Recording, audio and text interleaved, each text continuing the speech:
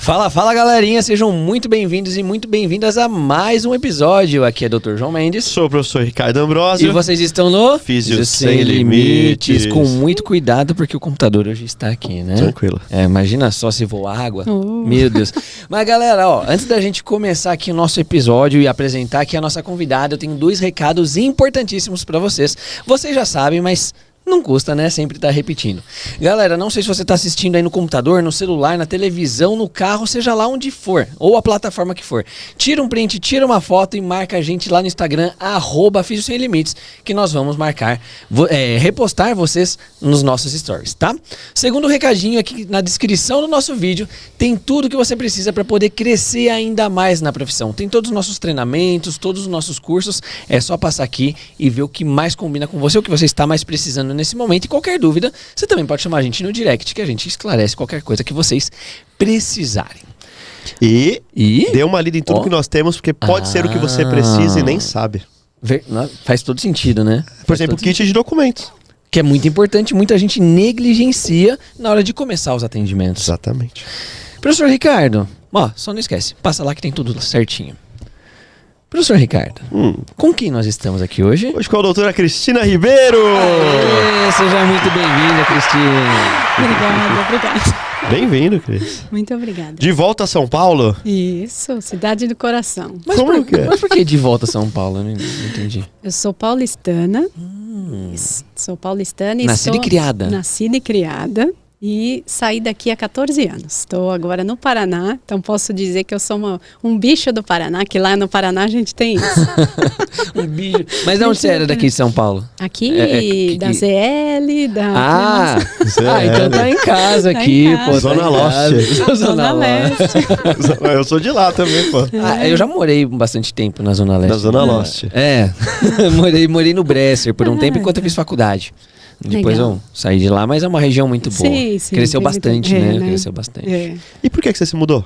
Porque foi um projeto pessoal, né, de mudança de trabalho e também de uma instituição que eu faço voluntariado e tá tudo lá em Foz do Iguaçu. Foi um projeto familiar. Já tem o sotaque de Pato Branco? Não. Pato Branco é lá no Paraná. Gente, desculpa, tô brincando. Vou me cancelar hoje aqui. E aí foi por isso. Então, tá muito bom morar lá. Agora eu tô na SBGG também do Paraná. Então... O que é SBGG? SBGG, Sociedade Brasileira de Geriatria e Gerontologia. E então a gente vai falar mais ou menos disso hoje? Cara, vamos falar disso, mas vamos falar de uma coisa tão profunda que muitas pessoas não refletem, mas precisariam, que é o propósito de vida. Então vai bem mais além. Bem mais além. Só para contextualizar, o que você faz na SBGG? Hoje, assim, a gente na SBGG, nós temos várias seccionais. Cada estado tem a sua regional, né, ou seccional. E nós temos o presidente da geriatria, que estuda, né, as doenças do idoso, e o presidente da gerontologia, que cuida que é a ciência que estuda o idoso como um todo. Atualmente eu estou na presidência da gerontologia do Paraná. Que bacana. Viu? Que honra que nós estamos recebendo. É um biênio? Que isso? É um biênio. É 24, 25? 23, 25. 23, bacana. Mais um ano aí. Cris, o que é propósito de vida? Eu acho que, assim, você falou uma coisa que é algo muito profundo, só que aqui eu queria que a gente colocasse de maneira mais simples. Eu acho que é profundo, mas como levar isso no dia a dia? Né? Aproximar de cada um de nós. Então, assim, para começar, eu vejo que é importante uma definição, que veio de uma pesquisadora americana, que ela diz o seguinte, que propósito é o senso de direção e intencionalidade, que a gente pode traduzir em objetivos e metas.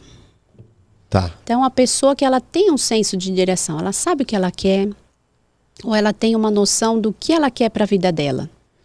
E isso pode ser traduzido, né, de uma maneira um pouquinho mais simplista, por objetivos e metas.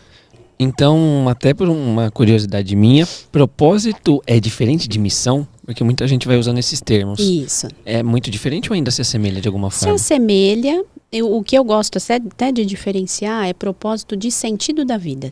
Que tem, muita gente fala, né, também do sentido da vida. Então, a gente pode dizer que propósito é algo mais objetivo, que ele pode ser mensurado, tem uma escala e a gente pode traduzir mesmo quais são os seus objetivos.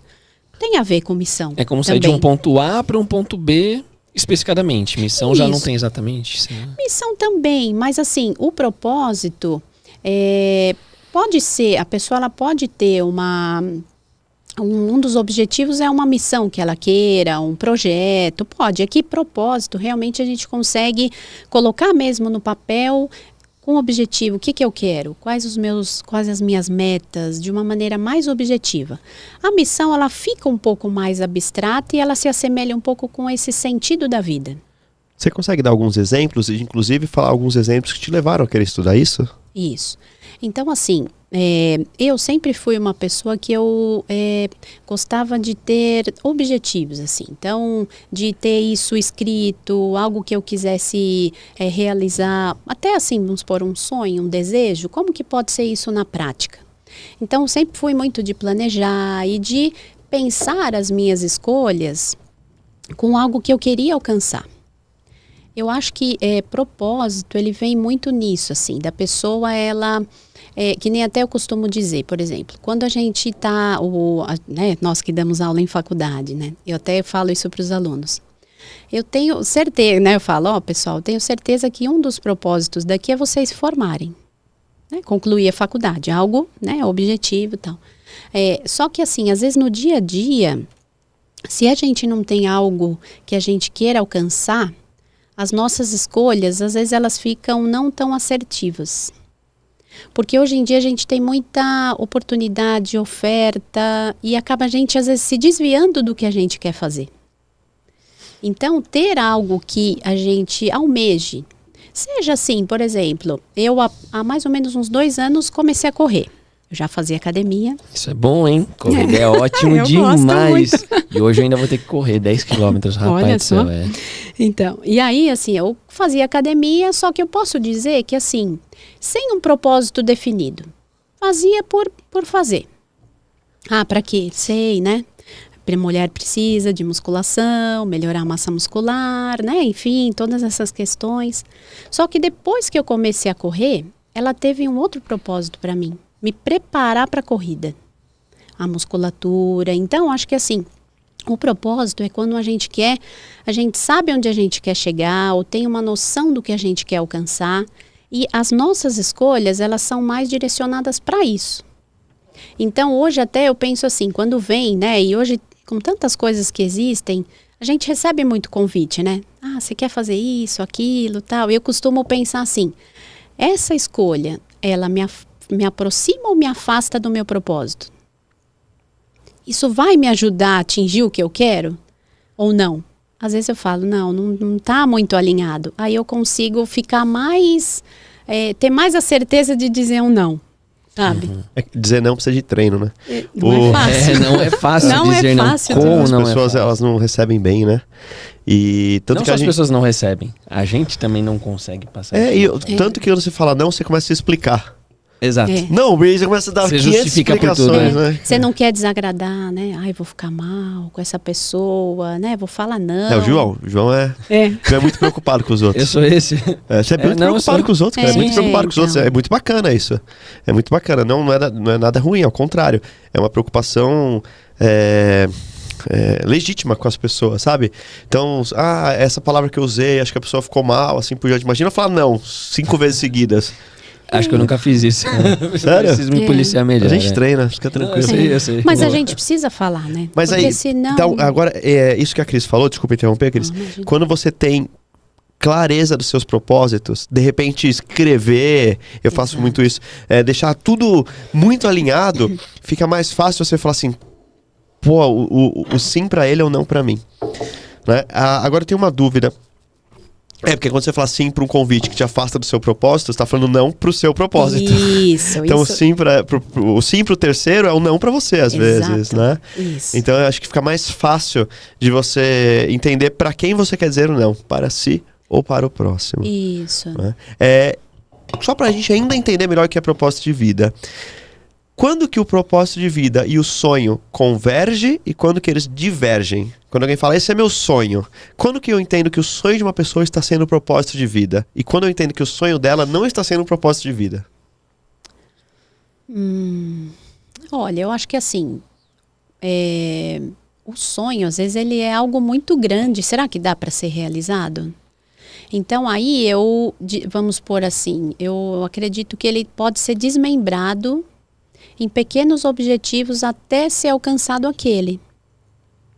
Porque uma coisa que eu costumo pensar na minha prática, assim, com idosos, eu penso muito e falo sobre a importância de ter objetivos a curto prazo. Então, se ele tem um sonho, dá um exemplo. Eu tenho algumas pacientes, ou tinha uma paciente que ela queria viajar para a Itália. Tá, é um sonho. Dá para isso ser realizado? Então, vamos colocar em pequenos objetivos, pequenos propósitos? Tá, então vamos fazer uma viagem menor? Para isso é importante ela se preparar, ela ter... Aí, pensando na fisioterapia, ter força, equilíbrio, ter uma estrutura para ela fazer sem um cansaço. Então, pode ser que pequenos objetivos ou pequenos propósitos pode estar no caminho de realizar um sonho. Então, acho que é nessa linha, assim. Até para eu entender um pouquinho melhor agora, Cris. Posso falar, Cris? Claro. Fica mais fácil. Eu sempre faço essa pergunta e eu não comecei com essa pergunta, né? Você sabe até qual que eu vou falar. Bom, você é fisioterapeuta, formada há um pouco mais de 20 anos, é isso? Sim, sim. Né? Eu tava sapecando aqui o seu perfil para dar uma olhadinha. Obviamente, você está na área de geriatria, gerontologia e tudo mais, como você mesma já falou. Mas normalmente a gente não vê esse tipo de profissional especializado nessa área trabalhando ou falando propriamente sobre esse tema que a gente está abordando agora, que é o propósito de vida. Apesar de sempre estar bem lado a lado. Em que momento que você se despertou para você, ou que situação talvez ocorreu na sua vida, ou com algum paciente, que você trouxe um olhar melhor para essa temática, para se aprofundar mais nisso?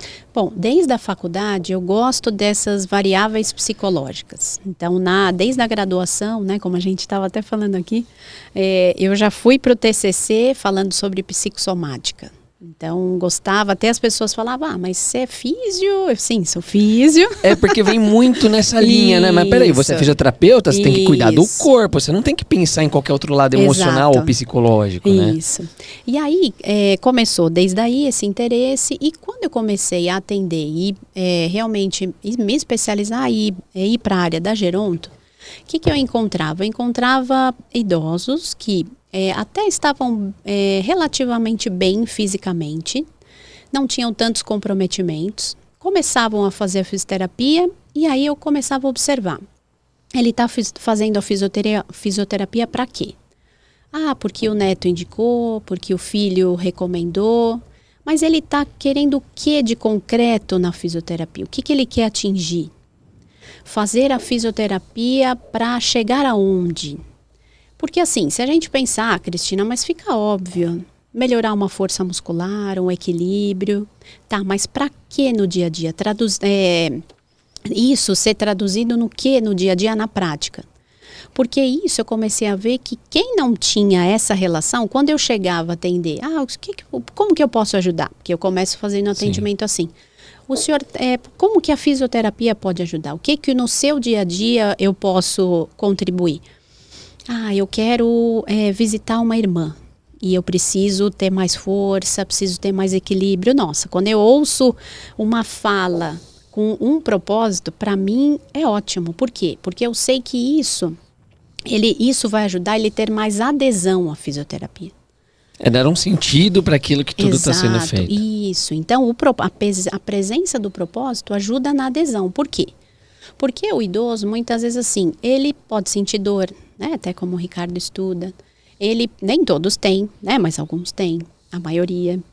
Pode ser difícil de chegar até o atendimento na clínica. Eu faço atendimento em domicílio, então falo que não tem muito o que escapar, né? Choveu. Não tem jeito. Eu tô lá. Essa é a parte boa. E até aproveitando, galera, nós temos a formação em fisioterapia domiciliar avançada aqui no link. Aproveita lá, porque é uma boa maneira de você não perder o paciente, porque você tem um controle muito maior nesse sentido. Inclusive, já pode até ficar o convite para ela falar numa das mentorias sobre propósito de vida incrível. Na pessoa idosa no atendimento do já está convidada. Ótimo. Olha, que ótimo, vai ser uma honra.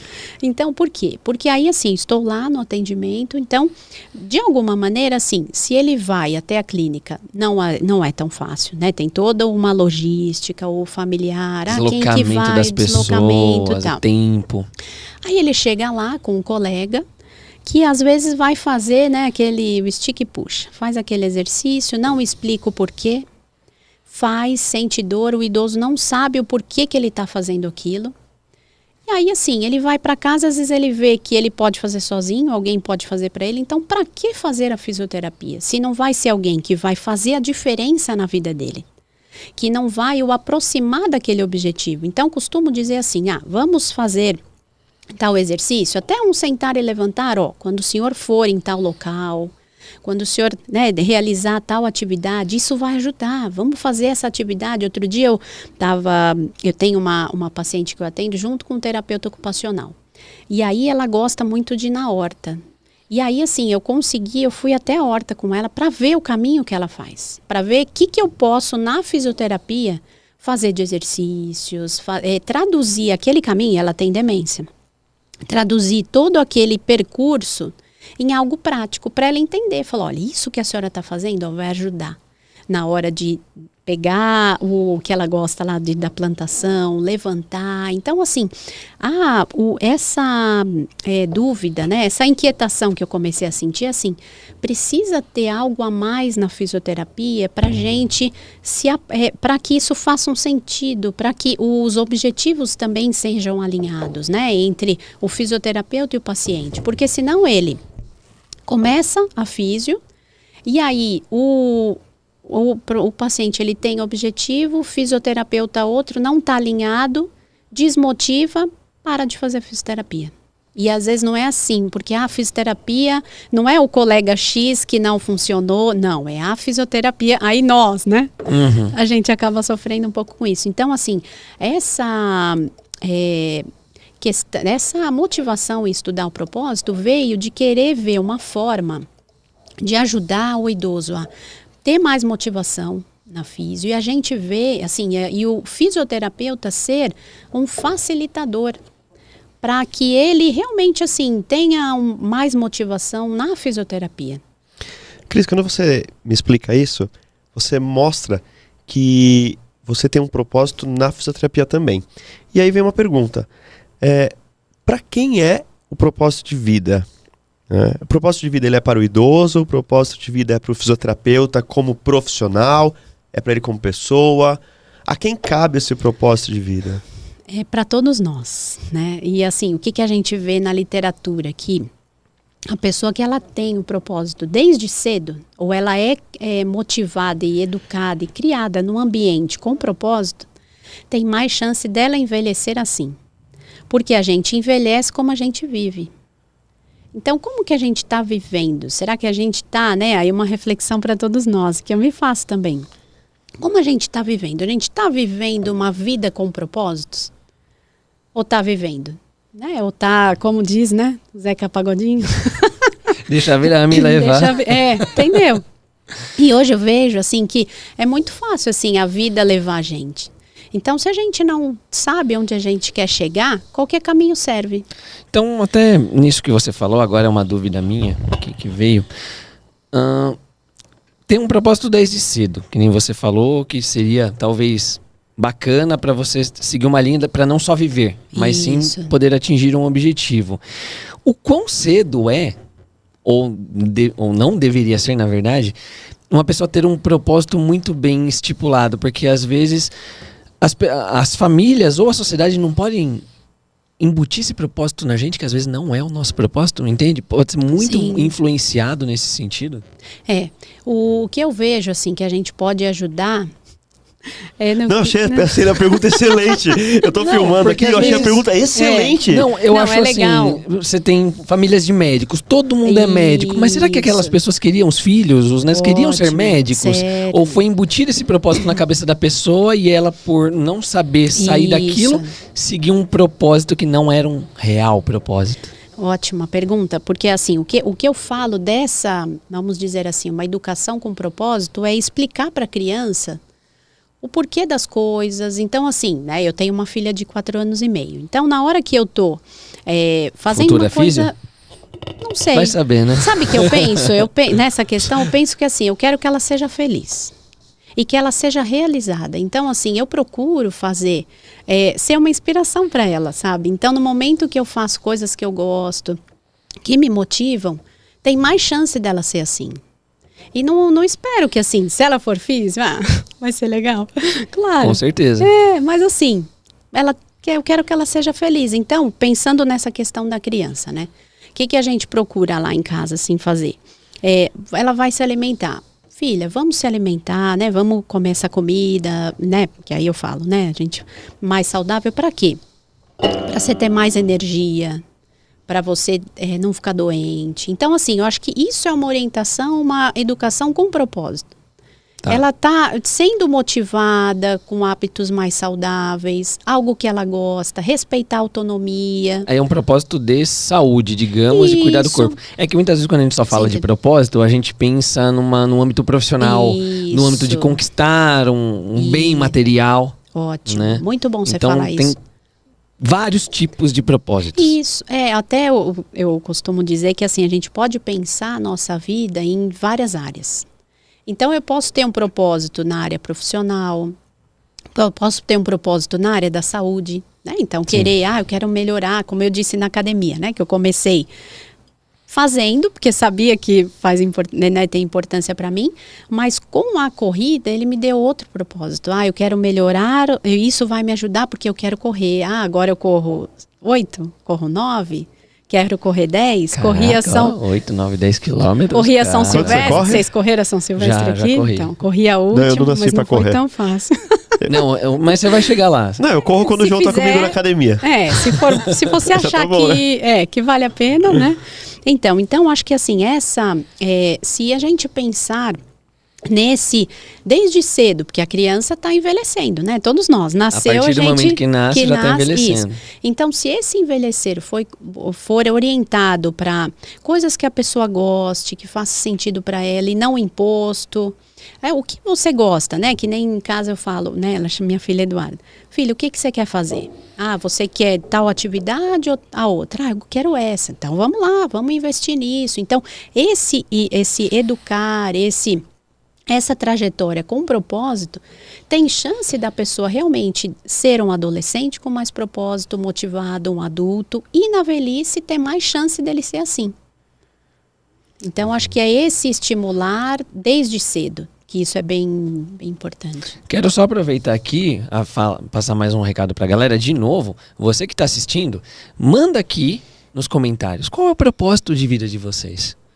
No âmbito que for, né? Não só profissional, talvez de saúde, compartilha aqui com a gente para até a gente poder se identificar, vocês se identificarem entre vocês e ter aí um senso, porque às vezes é bom a gente se espelhar talvez um pouquinho no outro, entender o que o outro pensa, e não se esqueçam também, já tira aí um print, marca @Físio Sem Limites e Cristina Ribeiro Gerontologia. Tudo junto, Cristina Ribeiro Gerontologia, e marca ela também, para ela saber que vocês estão aqui assistindo. Quando eu penso em propósito de vida, então, eu percebi que ele pode ser ensinado, porque muitas pessoas, não que se você não for ensinado, você não o terá, mas você não terá clareza do que você quer, pelo menos não de uma forma prática, instrumentalizada, né?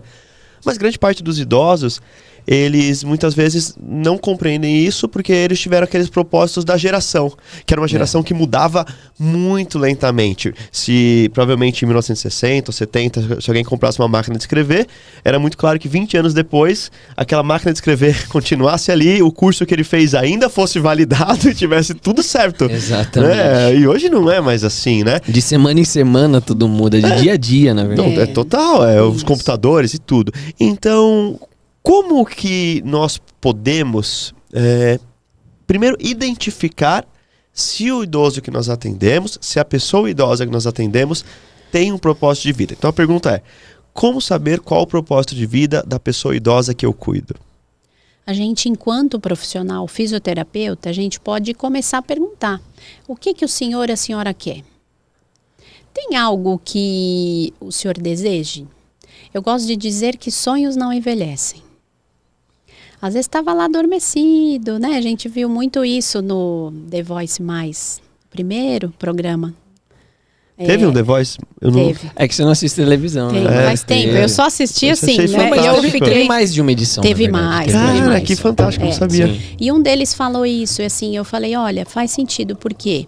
Porque às vezes aquela coisa adormecida lá, que tava, né, tá lá, tá meio adormecido e parado, mas quando a gente começa a estimular, isso pode ser acendido. Então, assim, o profissional perguntar, o que o senhor quer? O senhor tem alguma vontade, algum desejo? Mas essa vontade, esse desejo no ponto de vista fisioterapêutico, ou é interessante perguntar da vida? Né? Porque se a gente tá ali para fazer um trabalho fisioterapêutico, sei lá, quero carregar meu netinho, quero poder dirigir, quero poder ir no mercado sozinho, arrumar minha casa sozinho, me vestir sozinho, não sei. Qual dos dois, ou os dois a gente deve fazer? Da vida. Da vida, porque a gente pode ajudar nisso. Então, às vezes assim, puxa, eu quero voltar a carregar o meu neto no colo, que eu não consegui, eu gostava tanto e não gosto mais. Opa, vamos lá, vamos fortalecer membro superior, o que precisa, vamos fazer atividades, pequenas atividades para conseguir fazer algo maior. Então, assim, quando eu faço essa pergunta, eu penso na vida. Só que aí, assim, se vem algo muito abstrato, eu tento no dia a dia, peraí, então como que isso pode ser traduzido? O que o senhor gostaria então de começar agora? O que pode ser um primeiro passo? Por quê? Se fica algo muito abstrato, parece que fica algo difícil de realizar. O que foi mais de abstrato, assim, ou, entre aspas, absurdo que você já ouviu de um paciente, possivelmente? Essa questão da viagem, né? Essa paciente, uma outra paciente que tem a demência, ela falava da Itália. Sim. Então, era uma coisa que eu percebia que era assim, era um sonho, mas estava longe que realmente... Aí eu cheguei para a filha, falei, tem alguma chance disso acontecer? Como que é? Olha, Cristina, para lá não dá exatamente, mas vamos tentar viagens menores. E aí a gente começou a estimular isso. Os filhos colocam muito...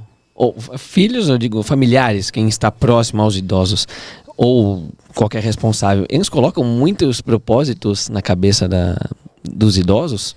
Não. Ou passam pra você, tipo, ó, ele quer isso, mas ele não quer. E acontece esse tipo de situação? O que acontece, assim, o que geralmente acontece é não vir essa vontade, assim, ou vir essa demanda. Começar a fisioterapia para melhorar, para ele andar melhor, para ele ser mais independente. Só que aí eu gosto de traduzir isso em coisas que ele quer.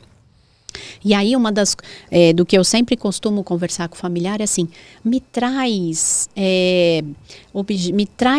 coisas que vocês querem realizar com o idoso, porque isso me ajuda na fisioterapia. Então, dá um exemplo. Outro dia, numa paciente, eu sempre pergunto e, Cristina, não sei e tal. E aí eu descobri que ela foi no final de semana pescar.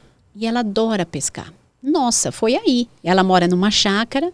E aí a gente começou a estimular e hoje procuro, assim, pelo menos uma vez no mês, fazer uma pescaria com a idosa. E ela se motiva. Então, assim, por exemplo, uma coisa simples. Fazer um fortalecimento de bíceps braquial. Vamos lá, vamos fortalecer. Olha, vamos lá, né? Fala o nome dela. Vamos fortalecer, porque imagina se a senhora pega um peixe muito grande. A senhora tem que ter força. Já pensaram nisso, né? Pegar um Da hora, achei fantástico. Entendeu? Então, traduzir no dia a dia fisioterapia. Eu sempre procuro traduzir algum exercício com o dia a dia dela, que faça sentido. Então, ela gosta, né? Tinha uma outra paciente que ela não queria de jeito nenhum fazer fortalecimento do membro superior. Não queria, só quero fortalecer os membros inferiores, tá. Aí eu comecei a ver como que eu vou fazer ela entender, porque se falar, porque é importante, tá. E aí vi que ela tinha uma neta, que ela carregava a neta no colo, e aí eu falava, olha, até quando que a senhora quer carregar a sua neta no colo? Muito tempo ainda, Cristina. Eu falei, então, sem força, como que a senhora vai fazer? Só lidou 2 dias agora. Tô brincando. Então, assim, como vai fazer? Não, nossa, é verdade. Pronto. Já aí ela entendeu, e aí eu acho que a importância de explicar o exercício, além de explicar, contextualizar no dia a dia. Então, entender o propósito de vida do nosso paciente é uma grande ferramenta para o atendimento do fisioterapeuta? Para adesão do paciente, para nossa, para a melhora do paciente, para que a gente tenha melhores resultados. É uma grande ferramenta que a gente pode usar. Você acha que isso auxilia na aliança terapêutica? Sim, com certeza. Eu tenho até, o meu primeiro livro foi sobre as 8 premissas da fisioterapia em gerontologia. 8 premissas da fisioterapia em gerontologia. Você consegue fazer um resuminho aí pra gente? 8 premissas. Ele veio do meu mestrado. Eu fiz um atendimento a uma paciente e do mestrado a gente conseguiu extrair 8 premissas. Então, algumas premissas por exemplo, avaliação abrangente, né? Então, pensando na avaliação que a gente deve fazer com o paciente. Avaliação abrangente e detalhada. Você não subestimar o paciente idoso. Então, assim, hoje a gente consegue receber idosos que foram ou que podem se tornar atletas, dependendo da área de atuação na gerontologia. E aí eu vou subestimar? Não pode pegar um peso de 5 quilos porque ele não vai aguentar. Mas às vezes ele tem uma memória muscular, ele foi um atleta, ele tem condições. Então, não subestimar uma outra. A questão dos alinhamentos, que aí entra isso. Alinhar os objetivos do fisioterapeuta com o paciente. O que ele quer?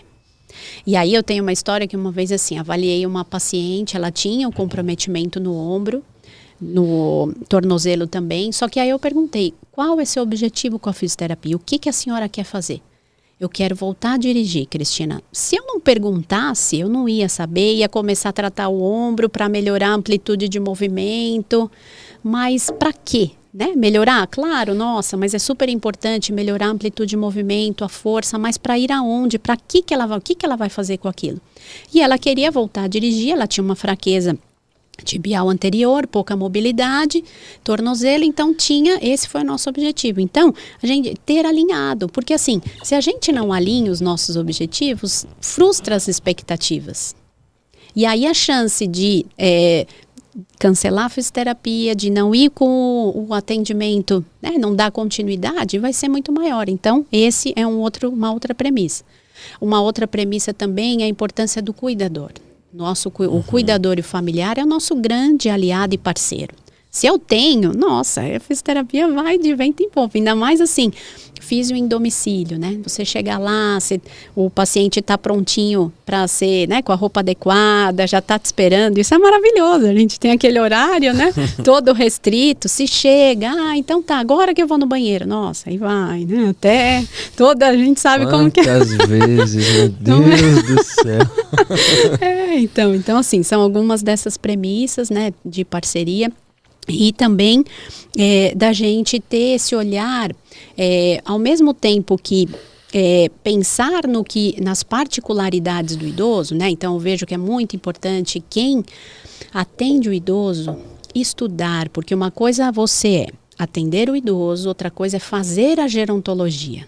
Gosto muito de dar essa diferenciação. Na fisioterapia, nós temos o paciente idoso em várias áreas.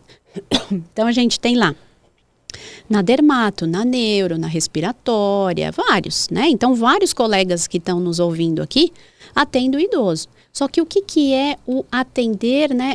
Praticando a gerontologia é totalmente diferente. É você entender as particularidades do idoso, dessa fase de vida, o que é normal, do que é patológico, você saber avaliar, você entender as questões emocionais. Então, assim, é um divisor de águas. Quem realmente, né? Até sugiro, assim, gosta de atender o idoso e vê isso como uma área de atuação, faz uma pós em gerontologia, em fisioterapia em gerontologia. Vai ser bem diferente. Aí, não é que é para deixar de lado a sua área de atuação. Então, hoje, a geronto é uma área, é uma especialidade generalista, que é uma especialidade na fisioterapia fisioterapia desde 2017, reconhecida.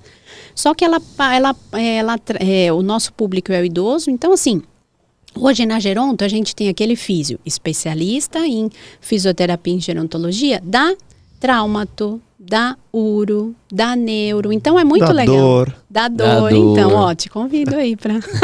Vambora. Vamos trabalhar junto aí. Você sabia que... Você falou uma coisa que eu achei muito fantástica sobre o idoso agora pode ter propósito de ser um atleta. Eu revisei o Tratado de Fisioterapia Geriátrica do Guccione. Agora a 4ª edição. E um capítulo é dedicado aos idosos atletas. Um capítulo que não tinha na primeira edição, por exemplo, se não me engano. Então, muito bacana isso. Mas uma coisa me chamou a atenção. Você me falou que foi no seu primeiro livro, mas tem um segundo? Sim, tem. O segundo é sobre propósito de vida. Você tem um para mostrar pra gente? Tenho. Tá aqui. Olha só. Aí, aqui, olha... Quiser mostrar nessa câmera aqui? Da pessoa idosa. Deixa eu dar um... Isso. E esse é um livro, então, que vai ajudar você a entender qual o propósito de vida da pessoa idosa e como que eu consigo alinhar isso com a fisioterapia. Posso ver? Isso. Então, assim, o livro, ele é uma coletânea que eu organizei com mais 13 autores, né? São 14 comigo, 14. E aí, assim, ele foi organizado, assim, pensado, na verdade, para ajudar o profissional, para ajudar o familiar ou o cuidador a estimular os propósitos da pessoa idosa. Então, até assim, na primeira parte do livro eu falo sobre conceitos, né, do que é propósito. Existe uma escala para avaliar o propósito de vida da pessoa idosa, né? Foi validado. Tem a escala no livro? Tem escala no livro. Você mostra aqui pra gente de novo, Eric, por favor. E a segunda parte do livro é uma abordagem multidisciplinar, porque eu entendi que, assim, eu até poderia fazer um livro sozinha, mas, assim, não ia ser com a mesma riqueza e o mesmo alcance que ele pode ter com uma equipe multidisciplinar. Então, eu entendo que, assim, falando em gerontologia, né, quando a gente fala gerontologia, que é a área que estuda o idoso de maneira global, o que acontece? Nós temos vários profissionais. Então, o idoso, ele pode começar a ser atendido por um nutricionista. E aí, se o nutricionista começa a estimular dessa pessoa assim, o que o senhor quer? O que a senhora quer? Eu quero voltar a cozinhar um prato de família. Esse pode ser um propósito. E aí, para ele começar a cozinhar, ele vai ter que ficar em pé. Ou vai ter que estar com o melhor controle de tronco. Vamos pensar. Equilíbrio. Opa, vamos chamar o fisioterapeuta aqui para a equipe. Vamos melhorar, se for o caso, às vezes um condicionamento, aí vai trabalhar com um profissional da educação física. Ou ele pode começar a ser atendido por um profissional da educação física ou por um terapeuta ocupacional. Então aí, na segunda parte do livro, são vários profissionais da gerontologia que podem estimular.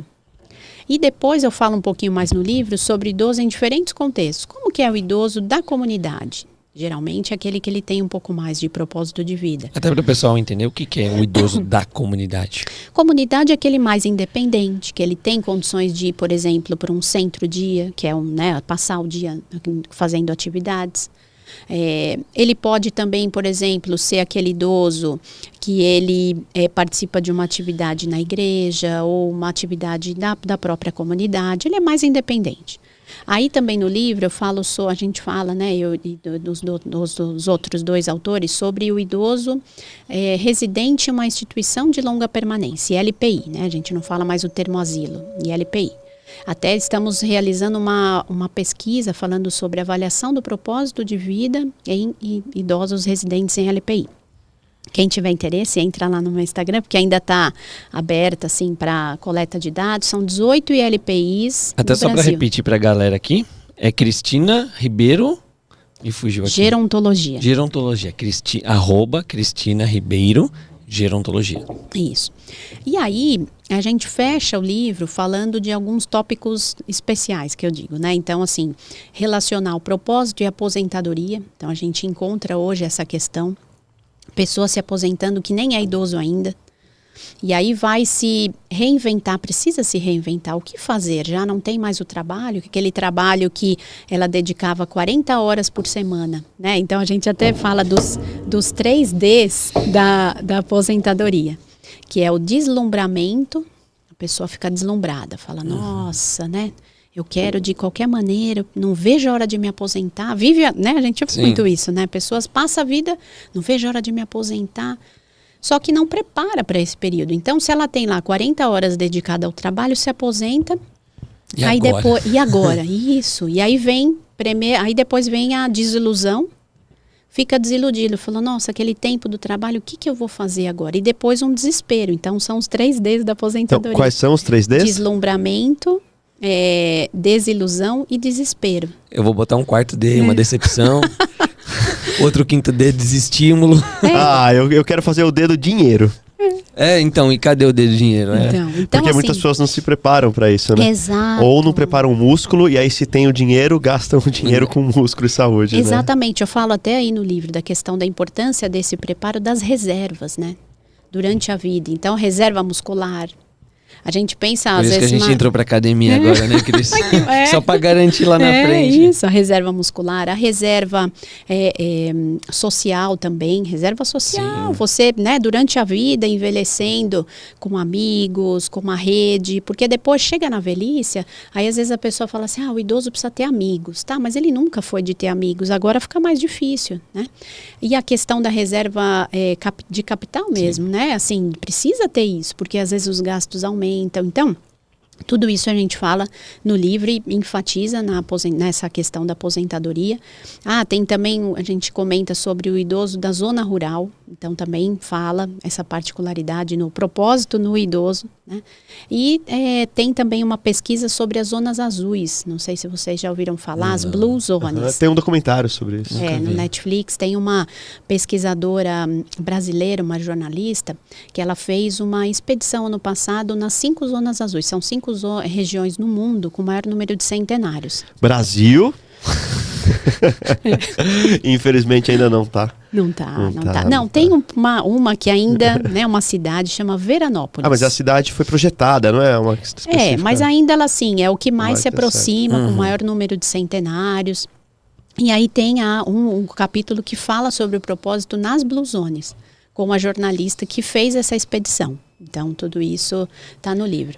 Então, são várias coisas assim que a gente pode pensar nesse preparo, né, dessa fase, e que o livro ele vem com essa ideia, né, de despertar realmente assim, a pessoa para estimular os propósitos da pessoa idosa. E o que eu achei bacana do que você mencionou sobre o livro, não tive a oportunidade de ler ainda, até porque você vai lançá-lo no dia agora? Agora, dia 13. Dia 13, então provavelmente...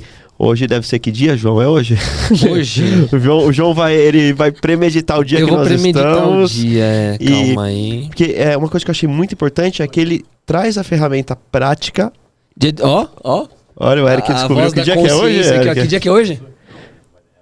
18. Hoje é dia 18 e esse livro foi lançado no dia? Isso, dia 13. Dia 13, é super recente. Há 5 dias atrás. Inclusive, quem quiser, pode procurar você na rede social e aí já vai saber como comprar o livro. Ele é do grupo Sumos Editorial, então aí tá disponível pelo grupo Sumos, Amazon, tá disponível em PDF e e-book. Tá no link da bio?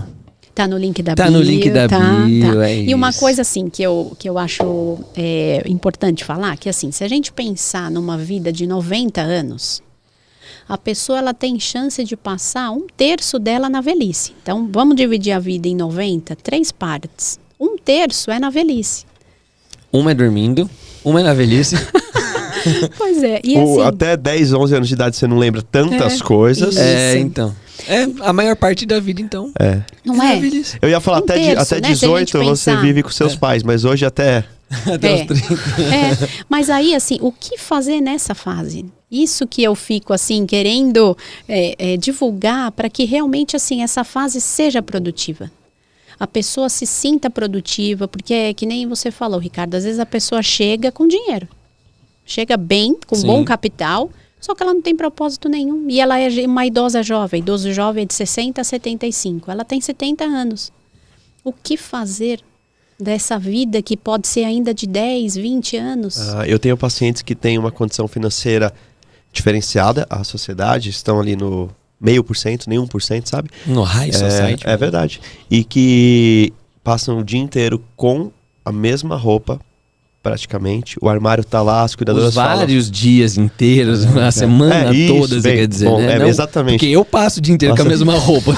Eu troco todo dia. Não é o caso dessas pessoas, às vezes. Assim, não sai para viajar, não sai para ir no mercado, nem em momentos de ceia, Natal, assim, faz algo diferente.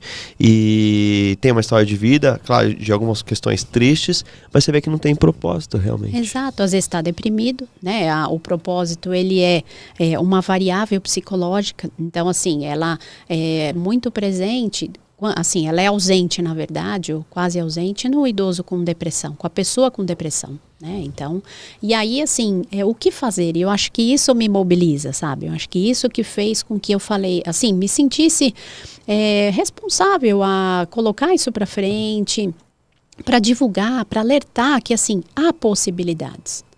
Tem como. Então, assim, é aquele idoso que está mais triste, e aí entra aquele meio jargão, né? Quando as pessoas falam, ele está envelhecendo, está ficando triste, não é normal. Pode ser que ele esteja deprimido. Então, não é normal a pessoa envelhecer e começar a ficar triste. E nós, enquanto profissionais, fisioterapeutas, a gente precisa estar alerta a isso.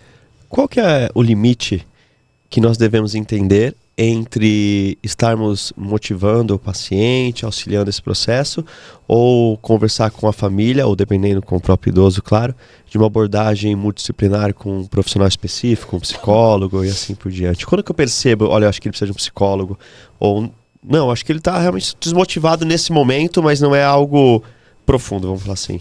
Eu vejo que assim, a gente tem que ir tentando com as nossas ferramentas e ver o retorno disso. Se vê que realmente assim, nossa, tá difícil, nada que a gente faz se motive, né, assim, faz ele se motivar, realmente é ver, peraí, quem sabe ir ao médico, ou né, conversar com o médico que o atende, se não for um geriatra ou um clínico, ver se às vezes não entrar com uma medicação, aí entra a nossa comunicação, falar, olha, eu estou percebendo, ele não tem essa motivação, às vezes ele está no começo de uma depressão, a medicação pode ajudar, mas claro, o ideal é uma psicoterapia, só que ainda existe muita resistência. Né, ainda mais entre os idosos, assim, um preconceito, nossa, né, como assim? Mas eu acho que se a gente tem um vínculo, pode ajudar. E às vezes é um trabalho em grupo com outras pessoas que pode ajudar, mas a gente não pode desistir, sabe? Eu vejo que assim, a gente tem que ser persistente, e aí eu costumo dizer que assim, sempre há o que fazer, sempre. A gente não pode desistir. Às vezes o paciente chega desistido e a família também, mas a gente não. É que, só deixa eu explicar, eu dei uma risada aqui agora há pouco, é porque as cadeiras mudaram, e o João e eu, além do WhatsApp, assim, a gente se comunica cutucando embaixo, e eu não conseguia acessar ele aqui, eu quase prendi o braço. Eu senti a batida na cadeira, eu entendi o que você quis. Você falou uma coisa que agora me alertou para algo muito importante nos atendimentos dos fisioterapeutas. Pensei em mim, e aí acredito que os fisioterapeutas passem por processos similares. Muitas vezes, nós vamos iniciar o atendimento de uma pessoa idosa em um momento que ela descobriu alguma condição patológica, alguma doença. Um Parkinson, ou que ela passou por um trauma, né, um acidente vascular encefálico, alguma coisa. Nesse momento, eu já me vejo agora conversando com o idoso sobre quais propósitos de vida ele tinha, ou de repente até perguntar para a família, para ver se a condição atual dele mantém esses propósitos ou criou uma barreira e ele vai, vamos colocar entre aspas, desistir deles. Isso. Porque identificando isso, a gente consegue ter uma conexão muito grande até para entender o processo. E sem ter essa conversa aqui hoje, até porque eu agradeço demais, eu nunca teria pensado nisso, de falar qual era o sonho. Eu ia falar qual era o sonho, mas qual o propósito você tinha antes disso? O que você desejava, o que você queria, que você acha que essa doença pode ter te impedido? Como eu trabalho com dor crônica, eu sempre pergunto, né? O que a dor te limita? Mas enfim. Então, olha que bacana isso.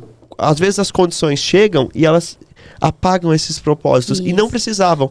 Principalmente porque existem ferramentas que vão ajudá-lo, e aí nesse processo a fisioterapia ela acaba entrando como, entre aspas, uma ferramenta só para ajudá-lo a manter a manutenção do propósito, né? Mas a gente fala muito mais que uma ferramenta. Isso, e às vezes assim, vamos supor, vai ser um terapeuta ocupacional trabalhando junto para adaptar, né? Às vezes algo mais membro superior, vai trabalhar junto. Então, assim, é aquele objetivo.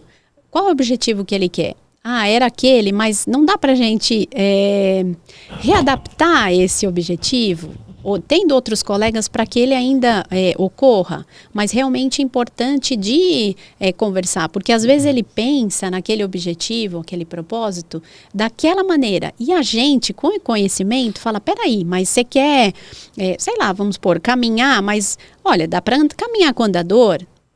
Antes não andava com andador, mas agora dá. Então, mesmo com andador, o senhor vai conseguir atingir isso, né? Recalculando a rota, né? Digamos assim. Exato, recalculando a rota. Gostei. Na verdade, até a pergunta que eu queria fazer, como é que você fala? É o privilégio da... Nós temos o privilégio da realidade. Isso, nós temos o privilégio da realidade que no mundo ideal, talvez nós, pessoas próximas a nós, ou talvez a maioria dos nossos pacientes, tenham a possibilidade de ter um fisioterapeuta, de ter um terapeuta ocupacional, de ter um cuidador, de ter um enfermeiro, de ter uma família que apoia, de ter dinheiro para medicação, médico e por aí vai, quando o que precisar de alguma forma tem, através de convênio particular.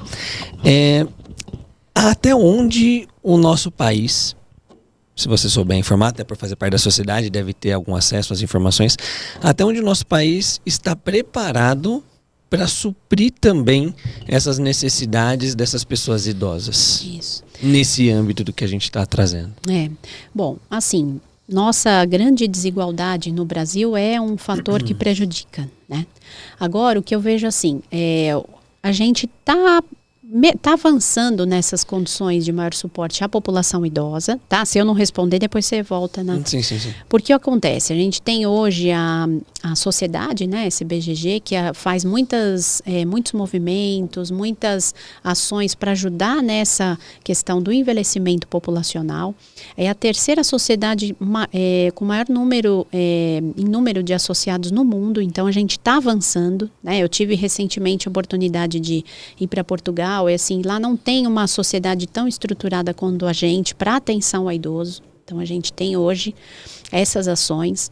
E eu vejo que, assim, pensando especificamente no propósito, no tema, o propósito ele não está ligado diretamente às condições socioeconômicas.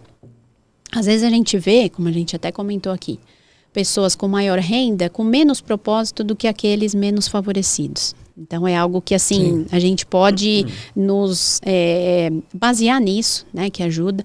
E o propósito também, ele ajuda a diminuir, ou assim, ele ajuda a prevenir desfechos piores.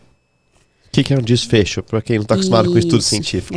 O desfecho é o quê? Se a pessoa ela tem, por exemplo, uma doença terminal, uma doença capacitante, que, né, realmente a gente vê que, né, um prognóstico ruim, um avanço, uma evolução bem ruim, se ela tem um propósito, ela pode minimizar esses efeitos. Então isso é muito bacana. A gente tem como, e a gente vê vários casos. Meu pai mesmo, ele teve linfoma há 4, 5 anos, e o que ajudou muito foi esse senso de propósito, né, que eu costumo dizer que às vezes não está muito claro o que a pessoa tem que fazer, mas ela tem um senso de propósito, ela tem uma motivação para viver. O propósito de vida, ele pode atuar como um mecanismo de enfrentamento dos problemas? Isso, exatamente. E aí eu gosto de comentar, né, obrigada pela deixa, que é a questão da resiliência. Então, quem tem mais propósito, geralmente está mais ligado, está mais relacionado à questão da resiliência, a capacidade de se adaptar às adversidades. Então, é bacana porque, se assim, em termos práticos, se a pessoa sabe o que ela quer, e às vezes no meio do caminho tem um obstáculo, ela fala, opa, vamos lá, vamos adaptar isso, porque eu sei onde eu quero chegar, o meu objetivo é maior. Então, ele ajuda a aumentar a resiliência. Isso também a gente vê nos idosos. Quem tem mais propósito, tem mais resiliência, essa capacidade de se adaptar. E na velhice, ocorrem muitas perdas, né? Então, assim, perdas físicas, perdas sociais, perdas emocionais, né? Às vezes eu vejo, tenho pacientes minhas, tem uma paciente de 95 anos que já não tem mais ninguém vivo da geração dela. Uhum. Então, assim, é difícil. Então, ela faz outras conexões, só que assim, e vai se adaptando. Então, tem muito isso. Mas eu vejo, assim, que apesar hoje, né, voltando à sua pergunta, hoje o Brasil não é mais um país jovem, né, um país grisalho, a gente pode dizer. Eu vejo... Eu já me incluo? Eu já estou me incluindo nessa? Você não. Cara, calvofobia. O João é calvofóbico aqui comigo. Mas não quer dizer que cabelo branco é velhice, não, sim, né? Sim. Mas assim... É só estresse mesmo. Só estresse. Mas assim, eu vejo que a gente está com várias iniciativas, e uma das coisas que eu defendo, assim, é o maior número de profissionais capacitados para atender o idoso. a gente precisa melhorar essa formação, não só do fisioterapeuta, mas de cuidadores. Às vezes a gente vê à frente, né, na coordenação de instituições de idosos, pessoas com boa vontade, mas assim, precisa ter qualificação. Precisa saber trabalhar com o idoso. Então, assim, de maneira geral, acho que assim, a gente está atrasado, porque o envelhecimento populacional está muito acelerado. O ano passado saiu o censo do IBGE 2022. Então, assim, já mostra uma população mais envelhecida e a envelhecendo. Pirâmide já não é mais tão pirâmide, né? Isso, tá exato. Bem... A transição etária tardia, né? Que chamam isso, né? E também, o que a gente tem também é assim, desde que eu tô na Geronto, já há uns 18 anos, eu falava assim, o grande boom de idosos vai ser em 2025.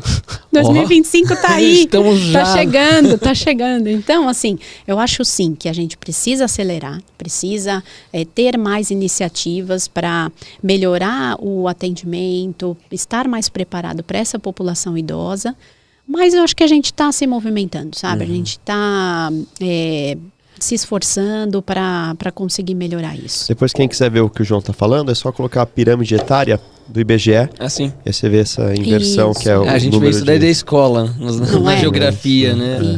Tem muito disso. Mas até aproveitando essa questão do avanço, né, da idade, né, das pessoas vivendo mais, da expectativa de vida, a gente já teve outros podcasts envolvidos a gerontologia também, mas a gente também identifica, possivelmente, que as pessoas vivem mais, mas também com menos qualidade de vida, né? A gente prolonga a vida, mas cada vez com menos qualidade. Obviamente que, com tudo que a gente já falou, com certeza o propósito de vida vai ajudar melhor nessa qualidade. Isso. Mas já existe algum tipo de estudo ou de evidência que demonstre que realmente estimular esse tipo de situação de propósito de vida na vida das pessoas realmente pode influenciar positivamente para ter uma qualidade de vida melhor e mais longínqua? Assim que isso, aumentar a longevidade. Isso, a gente tem, né, eu tenho um artigo, uma revisão integrativa, que foi um dos produtos do doutorado, que evidencia isso, né? Então, assim, os estudos já mostram que a presença de propósito de vida ajuda a diminuir a mortalidade. Então, pessoas que têm mais propósito se cuidam mais. Então, aderem mais a cuidados com a saúde. A questão também de pacientes, né, de pessoas com doença de Alzheimer, por exemplo, doenças neurodegenerativas. Já tem um estudo bem interessante. Tem um grupo de pesquisadores de Chicago que eles fizeram vários estudos até anatomomorfológicos, que eles compararam um grupo de pacientes com a doença de Alzheimer, 2 grupos, um que tinha propósito e não. Então, assim, quem tinha propósito, os efeitos deletérios da doença foram menores. Então, assim, aquela coisa de, clinicamente, ele está comprometido, mas quando você vê o paciente, você fala, nossa, é possível ele estar assim? Sim, porque tem propósito. Então, o propósito ajuda nessa questão de cuidados com a saúde, diminui o risco de doenças cardiovasculares, tudo isso tem já comprovado cientificamente. E ajuda também na questão cognitiva, né? É uma prevenção, porque se a pessoa tem um propósito, ela vai ter a motivação de se envolver em atividades que o motivem, que ajudem a estimular o cérebro, né? Então, vejo, por exemplo, a minha mãe, eu sempre incentivei ela a procurar um grupo dos 60+, né? Principalmente aí do que tem o que a USP oferece. E às vezes era um pouquinho resistente, agora conseguiu, e eu vejo assim, ela terminou agora um semestre com o grupo, com a motivação que ela tem, fazendo novos amigos, isso estimula muito a cognição, então isso é muito bacana. Então, assim, já tem comprovação científica. E pensando nisso, porque hoje nós temos muitos idosos, né, os 60+, isso, mas com estilos de vida completamente diferentes, né? Então, por exemplo, se eu chegar pra minha mãe e falar, vai lá no grupo 60+, ela dá um tapa na minha cabeça e fala, eu jamais vou num lugar assim. não querendo falar mal, nem Sim, pejorativamente, mas tem-se um entendimento que é um grupo de pessoas mais idosas, todas ali quietinhas, meio limitadas. Como trabalhar isso em cada público, né? A gente tem até o Daniel, colega nosso, colega seu também, o Vicentino, que a mãe dele é fisiculturista, né? Com mais de 60 anos. Tem a foto aqui no livro. Tem a foto, né? É verdade, a gente viu. Como que então eu consigo trabalhar e direcionar? Porque assim, tem gente que não é desse grupo, mas não se sente nesse grupo. Ela deve ir para um grupo que ela se sente ou que, sei lá, fisioterapeuticamente, né, de uma forma avaliativa da saúde, tem que estar naquele. Ou não faz distinção, ela vai... Tá. Como a gente faz? Muito legal a pergunta, João. Então, assim, pensando que essa faixa etária, né, 60 só mais... Posso, mais uma coisa, lembrei. Isso com o que a gente vê hoje. Amanhã os novos idosos seremos nós. Isso. E com certeza totalmente diferente do que são nossas mães ou os nossos avós. Né? Então como que a gente vai aprender a lidar com essas demandas? Ótimo. Então assim, esse grupo, né, a gente pode dizer a partir dos 60 anos, é o grupo mais heterogêneo que a gente tem. Então eu gosto sempre de dar esse exemplo. Se eu tenho 2 crianças de 10 anos... elas têm mais ou menos as mesmas similaridades. 2 adolescentes de 18, 2 jovens de 30, 2 idosos de 70 podem ser completamente diferentes. Um pode estar camado, outro pode estar correndo a São Silvestre. E quantos não correm e passam na nossa frente? Vai, Pangaré, corre aí, cara. Já aconteceu comigo. Já Esse deu uma vergonha. Esse final de semana eu fui correndo em Ibirapuera com meu cunhado e com meu irmão. Passaram 2 velhinhos falando pra nós 3, corre, tão devagar. Sério mesmo? Sério mesmo. Sim, sério mesmo. Se você for numa corrida de rua, daí não é passa uns 50 na tua frente. Tive um paciente que na época tinha 60, agora não sei quanto ele tinha, ele corria ultramaratona, 100 km, né? Quando eu fiz 42 eu queria morrer, mas ele ia pra 100 km. Ele trabalhava na academia na qual usava piscina para atender os pacientes. E uma vez ele foi de carro e aí voltou pra casa correndo por hábito. E deixou a chave da casa no carro. Aí ele teve que voltar correndo. Então, tipo, tão habituado. Mas ele pegou o carro e voltou, só pegou a chave? Eu não sei disso. Eu tava rindo na hora, claro. Mas... Não, então é isso, assim, essa diversidade. Então a gente tem nesse público uma grande diversidade, heterogeneidade, e a gente precisa respeitar isso. E aí a sugestão que eu dou é assim... procure, eu sempre procuro orientar meus pacientes que, assim, vejam as atividades que ofereçam, porque assim, eu sempre estimulei minha mãe a fazer, só que ela nunca foi do estilo do baile, né? Do bingo, não foi o perfil dela. Minha avó era do bingo, minha mãe é do baile. Ótimo, então ela vai se encontrar, mas porque assim, esse grupo é um grupo... um grupo, que eu posso dizer, privilegiado em termos de independência. Então pode ser que a sua mãe encontre o grupo dela. Como a minha mãe encontrou o grupo que ela fez um curso de leitura escrita, de poemas. Olha. Eu nunca pensei que ela ia gostar. E ela falou, Cris, me inscrevi. Eu falei, no quê? Né? Porque ela falava, não, isso de baile, de bingo, não é pra mim. E ficou super animada. Então, assim, eu acho que também, assim, procura, né? Se o filho, às vezes, quem está nos ouvindo aqui, ou o fisioterapeuta, procure ver as possibilidades, apresente esse cardápio para o seu paciente. Em São Paulo existe o NCI. Eu, inclusive, instituí fisioterapia, acho que em 13 deles, que é o Núcleo de Convivência de Idosos. Eu pesquisei hoje, inclusive por uma paciente idosa, eu sei que tem 97 aqui em São Paulo. Normalmente eles são ONGs que recebem uma verba do governo e algumas o idoso fica de manhã, outra ele pode ficar de tarde, outra tem de manhã e de tarde, então tem até almoço e tem uma série de oficinas, discussões. Tem muitas cidades tem centros de convivência, né? Isso, que é isso daí. Convivência. Isso. Alguns têm, uma coisa legal, tem faculdade que oferta no período, por exemplo, vespertino, cursos específicos para pessoas idosas. Foi isso que minha mãe fez. Essa que minha mãe fez, ela na faculdade de Direito da USP. Ela foi toda segunda-feira à tarde e tem o SESC. O SESC é maravilhoso, tem muita coisa. Então, assim, enquanto profissional que atua com idoso, eu vejo que, assim, é a gente ir além da 1 hora que a gente fica com ele. Então, que nem você falou agora, Ricardo, você trouxe um exemplo, que você pesquisou. Então, assim, se a gente estiver atendendo o nosso paciente e ver, poxa, o que tem que ele pode gostar?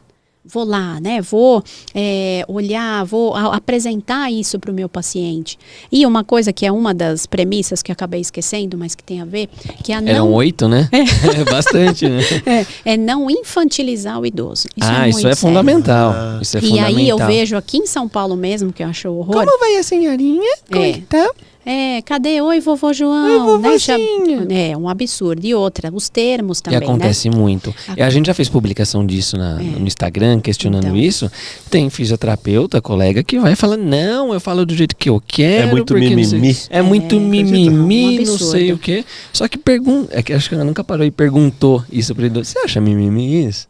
Esse negócio que eu te chamo de senhorazinha, lindazinha. Sabe, tem Minha vovozinha, mãezinha, paizinho, todos esses processos. Não, e eu já vi aqui. Isso é o de menos que a gente fala, na verdade, né? Tem coisas muito piores. Isso, o que eu já vi também, que é horrível, né? Um centro-dia, que é essas locais para o idoso passar o dia, de creche para o idoso.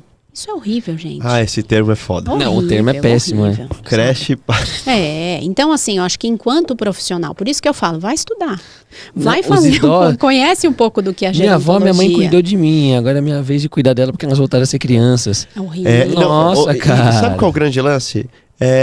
Você dorme adulto, e acorda uma criança. É bizarro isso. Não, um bebê, né? Como as porque pessoas pensam, porque... É um absurdo. Agora sim, tem alguma similaridade? Se a gente pensar no quê? Uma maior dependência. Sim, a criança é dependente, o idoso às vezes vai se tornar dependente. Mas aí tem a relação autonomia e independência, né? Exato. E tem a dependência ensinada, né? Isso. Também. Você vai ensinando, cara. É imposto, na verdade. Eu aprendi isso com o Rafael, quando ele veio no podcast. Fala, Rafa, do Físio do Idoso. Sim. Ele falou sobre a dependência ensinada. E aí, depois que ele fica dependente, você fala, olha aí. É uma loucura, porque é um ciclo, né? Isso, e você, assim, sabe, ter uma atitude, né? Chamando pelo nome, incentivando isso, vendo como adulto com direitos e deveres. Não é só direito, não. Tem dever também, sabe? Então, assim, eu vejo que nós, enquanto fisioterapeutas, não dá mais para usar esses termos e não ajuda em nada pro. Eu habitualmente estou no extremo oposto. Vamos dar exemplo, semana passada, o paciente foi levantar e falou assim, você pode levantar aqui o braço da minha cadeira? Eu falei, não entendi, qual cadeira? Falei, pra não falar o nome dele. Eu falei, qual cadeira? Aqui, ele tem a cadeira elétrica, né? Eu falei, você tá brincando, né? Que eu vou levantar o braço da tua cadeira. Eu falei, jamais. Aí chamou a cuidadora, eu falei, ela não vai levantar também não. Enquanto eu estiver aqui, não vai. Aí você tem o grupo de idosos que adora. Agora aí, ó. Você tem o grupo de idosos que adora, que precisava que alguém não cedesse, né, as questões que ele foi aprendido e ensinado, e você tem o grupo de idosos que não quer continuar daquela forma e vai falar, e vai entender que eu não sou o perfil para atendê-lo, e tá tudo bem, entendeu? Tá tudo certo. E isso passa também pela cultura brasileira. Eu vejo que assim, é uma cultura que infantiliza mais, que trata o idoso como frágil, e aí assim, isso é um excesso de proteção e carinho, ou realmente é um tanto faz, tá realmente menosprezando, já que eles não são, que você falou de produção, né, de ser produtivo, já que eles não produzem, entre aspas, para a sociedade. Isso, porque o discurso é esse, né? Tem preconceito, é uma população mais marginalizada. Hoje eu vejo muito adolescente, inclusive adulto, não vou nem falar fisioterapeuta, mas de forma geral, Deus me livre ficar velho, eu quero morrer antes disso. Isso. Já trabalha a velhice como algo que nem eles querem passar. E a questão até de relacionar muito com doença, né? Então, não sei se em 2022 a gente teve uma discussão para a renovação da CID-11, não sei se vocês acompanharam, para entrar um código para velhice. Um absurdo isso. Então, não, isso eu não sabia. Tipo, ser idoso é uma doença? Então, assim, você ter um código para a velhice. Então, assim, morreu. Ou assim, o que ele tem? Velhice, ia ter um código lá. Meu Deus. É um absurdo. E aí a gente conseguiu, né, enquanto o SBGG, fazer um movimento para não ter um código para velhice. Não, termina, depois eu... Porque isso seria retroceder. A gente fala tanto que velhice não é sinônimo de doença, e se a gente tivesse um código na CID, para isso a gente ia dar uma chancela. É literalmente um atestado. Um atestado, além de perder muito da questão epidemiológica, né? Porque também assim, você vê a óbito, velhice, você ia pôr todo mundo junto, e não é. Então assim, tudo isso reforça a questão de preconceito, sim, de como a nossa sociedade vê. Então, assim, precisa cada vez mais mostrar possibilidades que é possível, sim, ter uma velhice mais saudável. E passa pela gente essa reflexão. Porque, assim, se tudo der certo, nós jovens seremos idosos. Se tudo der certo. Se a gente não morrer antes. Mas não... Ó... Terceira semana seguindo matando a gente, ó. É verdade. As pessoas estão vindo aqui. É o Eric tá rindo ali, ó. Caraca. Todo mundo vem aqui, já entubaram a gente. Ó, imagina vocês dois entubados. Aí eu tô, porque vocês podem morrer daqui a pouco. Não, vocês vão morrer. O capelão, vocês vão morrer antes de mim. E ele tem que 50 e tantos anos. Não, mas não é verdade. Tamo bem, cara. Não, todos nós jovens, entendeu? Então, assim, é legal a gente pensar nisso, porque senão não, mas parece... vai dar certo. Isso, vai chegar lá. lá. Porque, assim, às vezes a pessoa não quero ser velho. Então, você quer morrer antes? Você quer morrer jovem? Então, esse discurso parece paradoxo. isso.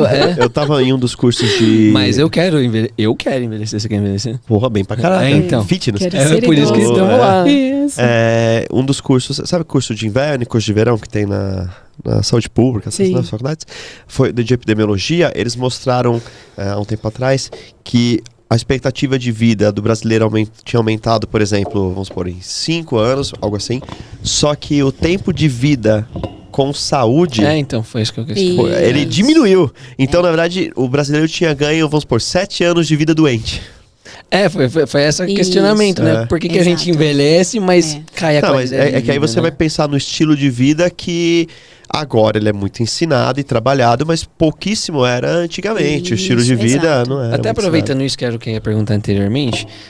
Hoje, então, a gente tem, 60 ou 65 anos que a gente considera idoso? 60 anos. Que 65 confunde no Brasil, porque tem a aposentadoria do homem, mulher, etc. Daí o que acontece? Hoje, nós consideramos 60. Vamos pegar minha avó. Minha avó, quando tinha 50 anos, tinha cara de avó. Minha mãe com 60 anos não tem cara. Hoje minha mãe tem 63, não tem cara de avó. Existe uma possibilidade de idosa. Isso, eu pego por referência porque era minha avó, né? De idosa.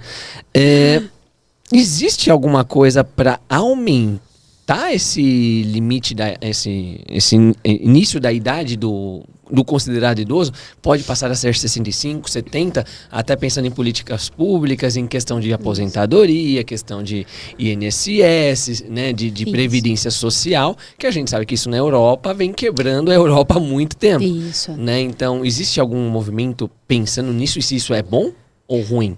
Conforme a gente vai aumentando a nossa expectativa, a tendência é a gente um dia passar como nos países desenvolvidos, que é 65, é por isso, né? Então, assim, hoje não estou acompanhando nenhuma discussão para aumentar isso, mas a tendência é essa, né? E aí, só voltando um pouquinho, que eu esqueci de uma coisa, de fato, assim, essa geração de idosos aqui, né, a gente pensar 70 e poucos anos ou mais, eles vêm o quê? Com mais comprometimentos. Então, assim, é difícil você ter um idoso livre de alguma doença. Por isso que até a Organização Mundial de Saúde, anos atrás, falava que saúde é ausência de doença. E isso com a geriatria e a gerontologia caiu. Por quê? Porque o idoso sempre tem doença, pelo menos alguma. Ou é uma hipertensão, uma artrose. Pelo menos artrose alguém tem. Nem precisa, às vezes, de medicação. Acho que eu já sou idoso, então. E quer dizer que ele está doente? Não. Isso, exato. Então, agora a gente tem a chance de ter mais, assim, né, passar na nossa velhice com menos doenças. Porque essa geração, sim, ela... E aí a gente vê assim, a mulher vive mais? Vive mais. Vive em torno de 7, 8 anos a mais que o homem. Até a gente fala da feminilização da velhice, que a velhice é feminina, porque tem maior número de mulheres. Mas quando comparado aos homens, ela tem mais comprometimentos. Eu tenho uma dúvida. As mulheres, elas... Você já deve ter lido muito sobre o porquê. Porque surgiram duas questões na minha cabeça. Ou como... as pessoas idosas hoje, de 80, 90 anos, são da geração de que o homem prioritariamente era quem trabalhava e muitas vezes em trabalhos braçais, que não eram tão tecnológicos, de risco, então eles poderiam se acidentar mais e morrer mais. Isso. ou porque as mulheres já são ensinadas desde sempre a se cuidar, uma vez que ela tem a genitália de forma diferente, então a questão de infecção e saber que vai ter que cuidar depois desse processo, e elas são têm mais atenção à saúde. O que você vê de discussão do porquê? As duas coisas. Até faço um quadrinho quando eu dou aula, que é assim, o paralelo entre homens e mulheres, né? Então a mulher se cuida mais, se preocupa mais com a saúde, ela vai mais, procura mais a um check-up médico. Então, por mais que assim, ela precisa fazer o exame preventivo, ela está indo no médico. E isso faz com que ela, se tiver algum comprometimento, isso vai ser diagnosticado pelo médico. Já o homem não. O homem procura o médico só quando ele realmente estiver mal. E entra uma questão do machismo aí. Eu nunca me esqueço de um vizinho, uma vez eu perguntei, falei, como o senhor tá? Estou ótimo. Eu falei, que bom, há 30 anos eu não vou no médico. Eu falei, gente, eu fiquei triste. Eu falei, isso é bom. É maravilhoso. E aí entra aquelas falácias, né? Quem procura acha, não, eu tô tão bem, né? Então sim, não vou. Então tem isso da mulher procurar mais, as questões hormonais podem ser um fator de proteção. O homem fica mais exposto a trabalhos braçais, que desgasta mais, trabalhos, né, mais a violência. Então, tudo isso faz com que ela vive mais. Só que aí, quando ela vive, ela tem mais comprometimentos, mais doenças crônicas. Duas coisas. Primeiro, a piada, antes que eu esqueça. O João, quando ele foi falar da rede social, ele foi falar que, não, porque a feição, a aparência, tem algo pra isso. Eu ia falar, botox, filtro do Instagram, tem um monte de coisa para as pessoas não aparentarem um envelhecimento precoce da pele, né? Isso. Não, teve até o caso recente aí de uma morte que aconteceu, não sei se vocês viram aí por conta de procedimentos estéticos. Se você vê como a mulher se apresenta aqui, realizar o procedimento na internet, como ela realmente é... A polícia quase não achou? Quase não achou. É sério, essa era a manchete. Eu falei, caramba. Agora, vê como isso é tão sério que assim... No Brasil é muito forte essa questão do medo de envelhecer, de ser idoso, de velhice. Por quê? É o país com o maior número de cirurgias plásticas. É verdade. Então, se coloca muito a questão de jovialidade. Se você for numa livraria, enfim, você vai ver lá vários livros, combate ao envelhecimento, como se fosse uma guerra. Então, assim, é legal a gente trazer isso aqui para cada vez, assim, desmistificar um pouco isso. Vamos tentar, né, fazer de uma velhice uma fase que pode ser produtiva, com propósitos, com saúde e, assim, realmente se descobrindo, né, nessa fase. Algo que você falou sobre ali senilidade, senescência, você comentou que praticamente todos os idosos chegarão, e é real, com algum comprometimento de saúde. Eu acho que cabe ao fisioterapeuta, quando estiver atuando com esse idoso, entender que a missão dele não é a cura, mas é reduzir as incapacidades que essa condição de saúde está trazendo a ele. Né? Esse é o grande lance, é como que eu vou diminuir a incapacidade, como que eu vou fazer com que essa osteoartrose que ele tem aí no joelho não seja limitante à vida dele. Né? E não como que eu vou zerar essa dor, ou como que eu vou curar ele, assim por diante. Isso, né? É prorrogar o aparecimento das comorbidades. Então, se vai acontecer uma comorbidade, né, algum comprometimento, que apareça daqui 5 anos, 6. Prevenção de quedas. Eu tinha uma idosa que eu atendia com 98 anos, eu fazia prevenção de quedas com ela, ela nunca tinha caído. Com quanto? 98. Ela nunca tinha caído. Assim, Caído. Sei, existe, né? Idosa caiu. Então, assim, é esse o nosso papel. Nossa, né? Eu conheço pessoas, amigos próximos, que com... tá dando risada já aqui. Que com 35, 30, caiu da escada e fez um hematoma, assim, ó. Eu conheço. Você vê, e jovem. Jovem. O tamanho dessa tela. O João fez um hematoma. Quando ele me mostrou a foto, foi uma... Inclusive, você foi salvo, porque a escada não tinha corrimão, né? Cara? Não, mas isso já fazem que uns... mais de 2 meses, né? Mais de 2 meses. Tá com hematoma ainda? Não, mas dói até hoje. Foi muito feio, cara. Foi horrível. Eu começo na esteira... Ai, sério. E foi, agora, sem brincadeira, foi ao acaso, porque você foi descer a escada rápido, uma série de elementos, não foi? Eu saí do banho com o pé molhado, escorreguei no piso.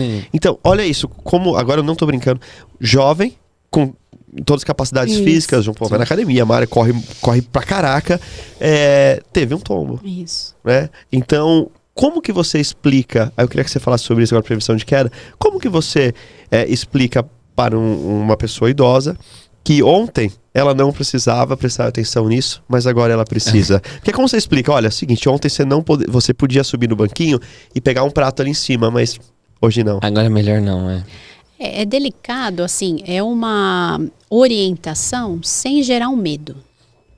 Boa. Não pode ser aquela educação... Como que tá numa trend agora no Instagram? Já viu? Acho que é educação positiva que o pessoal fala. Você quer fazer isso ou você quer morrer por causa disso? Entendeu? Não é Tipo, tem que tomar cuidado, é assim, colocar medo, né? Isso, não é gerar medo, mas assim, olha, quer subir? Não vi, vou procurar, achei maravilhoso.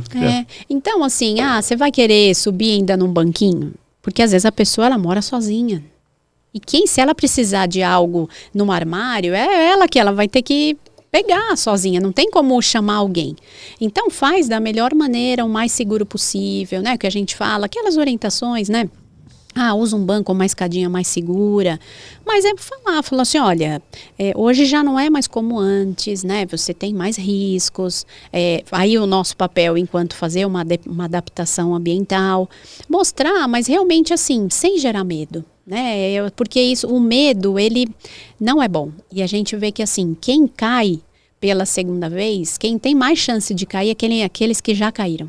Uhum. Porque aumenta muito o medo, eles ficam inseguros, e isso a gente não quer no nosso paciente, né? Gerar medo, mas é uma orientação, e aí sim, vai ver a abordagem, né? Da pessoa, ter assim, às vezes, caso aconteça alguma coisa, sempre alguém que ela possa chamar. Então hoje tem vários recursos, né, para isso. Evitar o terrorismo do movimento. Isso, assim, né? Exato. Então, assim, eu acho que aqui a gente está falando de várias coisas, de uma abordagem mais gerontológica. Como abordar? Então, o fisioterapeuta, ele precisa saber, ele precisa estudar. Não é simplesmente começar a atender o idoso. Não, começou a atender o idoso, independente da área, da especialidade, estuda um pouco da gerontologia. Existe muito disso, né? Você sai da faculdade e normalmente o que a gente fala? Seu primeiro paciente vai ser ou neurológico ou idoso. Então... A pessoa engata nisso e vai embora e não vê mais nada específico, né? Exato. Qual foi o propósito de vida ou a ausência de propósito de vida mais impactante que você já experienciou na sua carreira? Eu tenho, assim, casos que, quando eu lembro, assim, fico triste, porque eu me cobro, sabe, de ajudar a pessoa e falar, puxa, eu estou estudando isso, então é como se eu tivesse uma responsabilidade a mais de ajudar a resgatar. Só que tiveram 2 casos, assim, um que ele estava realmente numa depressão bem comprometedora, e eu fazia de tudo, ele estava uns 5, 6 anos viúvo, coordenava um negócio assim da família, e depois na fase que ele ficou viúvo, ele começou a entrar em depressão, isso começou a incapacitar ele gerar um negócio, então ele já foi saindo um pouquinho, né, daquele papel importante, né, da coordenação. E aí eu entrei, né, na vida do paciente, comecei a estimular, só que realmente assim, eu sentia que ele gostava de mim, tinha a gente teve uma afinidade, né, assim, enquanto fisioterapeuta, mas a depressão, realmente, ele não conseguiu sair da depressão. E aí eu usava estratégias, tentava fazer uma atividade não só em domicílio, a gente tem em Foz uma avenida que dá para fazer uma caminhada, levava lá. Só que aí assim, às vezes eu chegava e ele tinha saído. Ele tinha um negócio que ele era o negócio dele, só que às vezes onde que tá o fulano? Ele saiu, Cristina, eu ficava esperando. Então, assim, aos poucos eu vi que ele não queria fazer mais, né? E aí eu falava, vamos lá, isso vai ajudar o senhor a melhorar. Só que realmente a depressão, ela impediu, né? E aí eu até cheguei e falei o senhor realmente, se não quer, não tem como ajudar, né? Tem que, né, ter uma parte do senhor, porque aí começou, parece que meio forçado, sabe? Assim, a família falava, olha, Cris, não avisa que você chegou.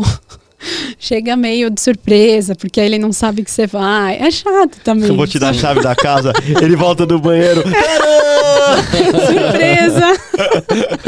Não é assim. Então, assim, eu acho que hoje, realmente, quem tem depressão, assim, os 2 casos que eu trago, foi porque a depressão, assim, A gente não conseguiu melhorar, teve resistência até de entrar com medicação ou com um colega da psicologia e aí foi desistindo. E aí também tem o nosso limite enquanto profissional, né? Que aí a gente tenta.